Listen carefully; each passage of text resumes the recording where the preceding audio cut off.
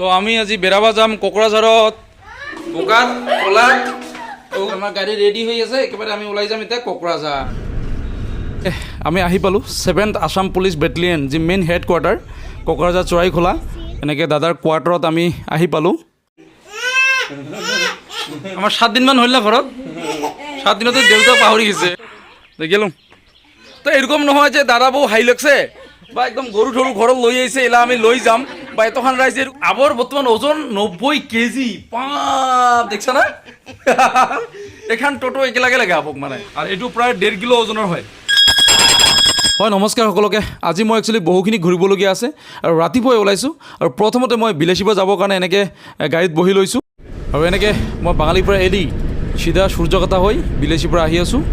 actually এইটো আমাৰ কিমানকৈ কিলো আৰু মই শিৱ মন্দিৰৰ কাৰণে ল'ব আহিছোঁ গাঁৱৰ শিৱ মন্দিৰৰ কাৰণে আৰু কিমান টকা ল'ব মানে মই গোটেইখিনি কৈ আছোঁ একদম ধুনীয়াকৈ বুজাই দি আছোঁ আপোনালোকৰ যদি প্ৰয়োজন হয় এই দোকানৰ পৰা আহি ল'ব পাৰিব একচুৱেলি দোকানখন আছে আপোনালোকে যদি সূৰ্যকটা নাটপৰাৰ পৰা এনেকৈ বিলেচিৰ পৰা যায়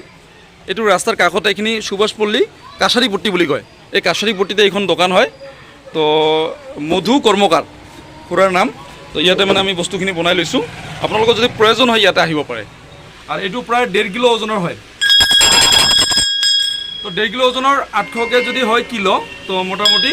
এইটো কিমান হ'ব 1200 টকা আৰু এনেকৈ আমাৰ ঘণ্টা লোৱা হৈ গ'ল এতিয়া মই ওলাই যাম বিলেচিৰ পৰা টাউনত অলপ কাম আছে কামখিনি কৰি পেলাই চিধা গুচি যাম ঘৰ আৰু এনেকৈ বিলেচিৰ পৰা কামখিনি কৰি ল'লোঁ এইখিনি লৈ পেলাই মই বিলেচিৰ পৰা বজাৰৰ পৰা এনেকৈ আহি পালোঁ আৰু আজি মন্দিৰত নলগাম অহা সোমবাৰে এইখিনি পূজা পানী কৰি ধুনীয়াকৈ মন্দিৰত লগাই ল'ম অ' দা তুমি মাত্ৰ ছুটি আহি পালি ছুটি না আউটপাছ আউটপাছত এনেকৈ বাবুৰ কাৰণে মানে চাইকেল আনছে আৰু দেখছা চবে একদম চাইকেল কাৰণে একদম হুলস্থুল কেনেকৈ হ'ব চাইকেলখন ভাল হ'ব না বেয়া হ'ব ভাল হ'ব তো দে এইখান আনবক্সিং কৰিব লাগে তাহলে অ' বঢ়িয়া নমস্কাৰ সকলোকে আজি আমাৰ বহু পুৰণা এটা পৰম্পৰা এই পৰম্পৰা এটা সুন্দৰ পৰ্ব আছিল আমাৰ মই বৰ্তমান উপস্থিত আছোঁ মোৰ দাদা শ্বশুৰবাৰীত যখন বিয়া হয় তো বিয়াত টিক ধৰাৰ সময়তে মানে একচুৱেলি ছোৱালীৰ দেউতাকে একটা কথা দিয়ে যে এডাল তামোল গছ এটা বকন গৰু অলপ ধান এনেকুৱা ধৰণৰ কিছুমান কথা থাকে আমাৰ এইটো পৰম্পৰা হয় আৰু ঠিক সেই পৰম্পৰা ৰক্ষাৰ কাৰণে এনেকৈ আমাৰ তাৱৈৰ যেটা লাষ্ট ঋণ হৈ আছিল মানে বেটিৰ কাৰণে তো এই ঋণ আজি পৰিশোধ কৰিব তাৱৈ আৰু এক ভাই হয় এই যে আমাৰ উৎপল দা বইনু দুটাক এত আদর করে যেটা আরও কল্পনা করা না যায় তো যি কি নহওক আজি দুইটার জন্য সমানে দুইজনকে এনেকে মানে গরু দিবা ওলাইছে মানে একচুয়ালি বিয়া হওয়ার গরু দিয়ার মানে হল যে মানে যি ভাগিনা ভাগিনী হব মানে গাখীৰ খুৱাব পেশাব কৰলে মানে আৰ কি না আমাৰ যদি বিয়াৰ সময়ত মানে টিক ধৰাৰ সময়তে মানে কইনাৰ দেউতাকে এনে কিছুমান বস্তুৰ কাৰণে কৈ দিয়ে যে এটা গৰু তাৰপিছত এডাল তামোল গছ কিছুমান ধান এনেকৈ মানে কথা দিয়া হয় আৰু কথা দিয়া মতে এইখিনি মানে পূৰণ কৰিবলগীয়া হয় তো আজি ঠিক যিহেতু আমাৰ তাৱৈৰ মানে দুই বেটি তো দুইজনক একেলগে একেদিনাই এনেকৈ আয়োজন কৰিছে আৰু আমি উপস্থিত হৈছোঁ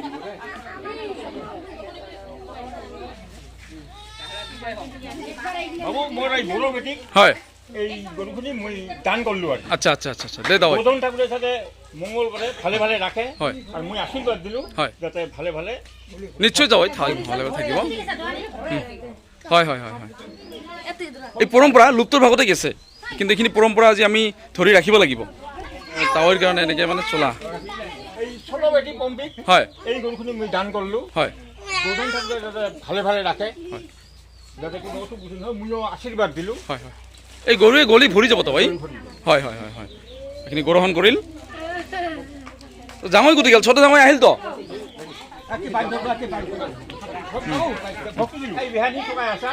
নমস্কাৰ কিবা ভুল হ'লে মাফ কৰিব সহায় মোক আশীৰ্বাদ দি যায় তো আমাৰ এই যে পৰম্পৰা এই পৰম্পৰা আমাক ৰক্ষা কৰিব লাগিব এনেকৈ কিন্তু আজিকালি বেছিভাগ দেখা যায় চাগলে তো পালাই উৰাই বিয়া হয় তো এইগুলো যেগুলো পরম্পরা প্রায় নোহোয়ার ভাগতে গেছে তো এগুলো কিন্তু আসল আমার বহুত পুরোনো পরম্পরা হয় না নহয় আর বহুত কিছুমান মাহাত্ম্য ভিতৰত লুকাই আছে তো এগুলো আমাক ধৰি ৰাখিব লাগিব আৰু এনেকৈ পাৰ হৈ যাব লাগিব আমাৰ ঘৰত তাৱৈহঁতে দিয়া এই আমাৰ যি বকন গৰুখিনি এনেকৈ ঘৰত লৈ আনি যিখিনি আমাৰ কৰিবলগীয়া থাকে কিছু নিয়ম থাকে এনেকৈ নিয়মখিনি কৰা হৈ গ'ল আৰু এতিয়া মই যাম সাপত গ্ৰামত মই আহি পালোঁ বৰ্তমান সন্ধিয়া 8 বাজিল তো আবৰ ঘৰত আবক কিন্তু বহুতে চিনা পায় হঠাৎ চশমা এটা পিন্ধি থকাৰ কাৰণে বহুতে চিনা তোৰ প্ৰব্লেম হ'ব পায় শৰীৰটা বেছি বাঢ়ি ওজন কত হৈছে বৰ্তমান 90 আবৰ বৰ্তমান ওজন 90 কেজি পাপ দেখছ না এখন টোটো একেলাগে লাগে আবক মানে আব একলাই ঘৰত গোটাইখিনি কাম এত চাপা চুপা দেখ না ঘৰ চিক চিকা একদম আয়নাৰ নিচিনা মানে জিলিকি আছে তারপরে চাকরি ডিউটি আর কতদিন আছে চাকরি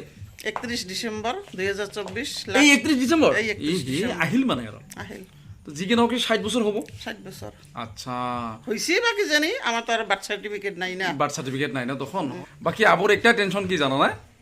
বেটাটা অল্পখিনি কথা না শুনে বাকি সবে ঠিক বেটিটা তো কথা শুনেই ভালে ভালে আর নাতিনি আছে ভিডিও কল করে নাতিও আছে ভিডিও কল করে গুৱাহাটীত থাকে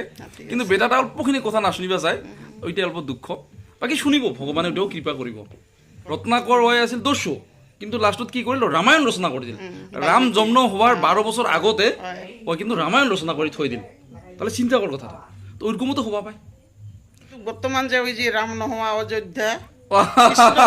কৃষ্ণ নহওয়া বৃন্দাবন আচ্ছা আচ্ছা আচ্ছা কিন্তু না রামদাসীর নতুনকে আরো প্রতিষ্ঠা হইল না তাহলে এরকম তো তোরও হবা পায় না তো যি কি নহওক আজি আবৰ ঘৰত আহি খুবেই ভাল লাগিল কিবা একটা পূজা অনুষ্ঠান আছিল তো আগের কিবা একটা অনুষ্ঠানত ডাকাইছিল মুই আহিবা নাপাৱাৰ কাৰণে আব দুখ প্ৰকাশ কৰিছে পাছত ফোন কৰি যে নাহিলি তো আজি আৰু নাহাকে নাপালো মানে কাৰণ আবক বাৰে বাৰে মনত দুখ দিব বেয়া লাগে ওইকাৰণে ৰাতি হলো আহিলো আৰু লগ পালো অল্পখিনি ভিডিও বনালো ৰাও আলু আৰু খুবেই ভাল লাগিল দে আবক আহাৰ জন্য খুবই ভালো আৰু একদিন মুই যে আহিলো একদিন তুইও তো আমার সাথে যাব লাগিব না যাম নিশ্চয় যাম ভাত খাওয়াকে নিশ্চয় যাম ওটা তো বড় কথা নহয় না নিশ্চয় যাম কিন্তু আবৰ ঘৰত মুই আহিলে কিন্তু নাখাওয়াকে নাযাং দেই আজিও পেট ভৰাই খালো পাছত আহিলো খাইয়ে যাম নিৰামিষ যেহেতু একলাই থাকে নিজে ৰান্ধি হলেও ঘুমাবেলা খাই যাম নালাগে দে মুইয়ে ৰান্ধি খুৱা আবক ৰান্ধি খুৱাব তো ঠিক আছে হ'ব আজি আহোঁ হ'ব ঠিক আছে দে ভালকে থাকিস দে হ্যাঁ ভালকে থাকিম বহুত বহুত ধন্যবাদ থাকিল চ্যানেলটা আগবাঢ়ি যাওক তোমাক আশীৰ্বাদ নিশ্চয় হয় হয় আৰু বাকী আবক চিনি পোৱা মানুহকেইটা কিন্তু যাতে কমেণ্ট কৰে প্লিজ কমেণ্ট কৰি জনাব পেহীৰ খবৰ কি বা খুৰীৰ খবৰ কি আপোনালোকে যি সম্বন্ধ ধৰে কমেণ্ট কৰিব ধন্যবাদ ধন্যবাদ তো আজি আমার যেটা গড়ি দিয়ে যেটা পর্ব খানা আয়োজন করছে দই চিরা পিঠা পায়স মিষ্টান্ন একচুয়ালি ফুল নিরামিষ হয় ভাতের ব্যবস্থাও আছে একদম ফুল নিরামিষ মানে পিঁয়াজ নহৰু তাতে নাথাকে মানে আৰু আজি এনেকৈ বহুখিনি ঠাই আমি ঘূৰিলোঁ দাদাৰ কোৱাৰ্টাৰতো গ'লোঁ দাদাকো বহুকেইদিন পিছত লগ পালোঁ ভাল লাগিল